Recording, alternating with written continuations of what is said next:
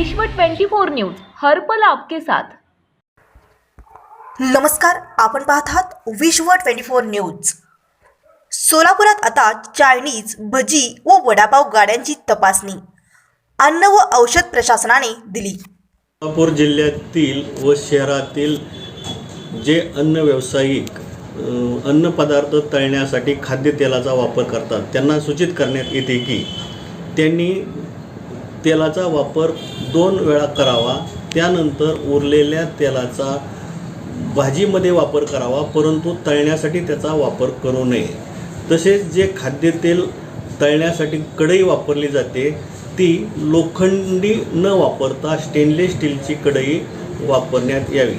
कारण तसंच हे जे तेल आहे हे तेल वारंवार तळल्यामुळे त्याच्यामध्ये पोलर कंपाऊंड आणि ट्रान्स फॅटचे प्रमाण वाढते, जे आरोग्यास हानिकारक आहे। त्यामुळं कॅन्सर, हृदयरोग सारखे विकार होण्याची शक्यता असते।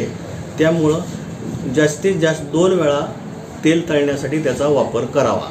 तसेच जे तेल अन्नपदार्थ तळत असताना जर निळा राखाडी रंगाचा जर धूर दिसला तर ते तेल खराब झाले असं समजावं। तसंच तेल तळत असताना त्याच्यामध्ये जे काळे कण शिल्लक राहिलेले असतात ते तात्काळ बाजूला काढून घ्यावेत आणि उरलेलं तेल हे गाळून 2 दिवसातच वापरून संपवावं। तसेच सर्व जिल्ह्यातील या अन्न व्यावसायिकांना आवाहन करण्यात येते की जर त्यांनी तेलाचा पुनर्वापर केला, जसे रस्त्यावरचे चायनीज गाडे आहेत, भजीवाले आहेत, वडापाववाले आहेत, अशा ठिकाणी तेलाचा पुनर्वापर केला जातो, अशा वारंवार तक्रारी प्राप्त झालेल्या आहेत। अशांच्या विरोधात या कार्यालयामार्फत मोहीम घेण्यात येणार आहे आणि त्यांच्यावर कायदेशीर कारवाई करण्यात येणार आहे।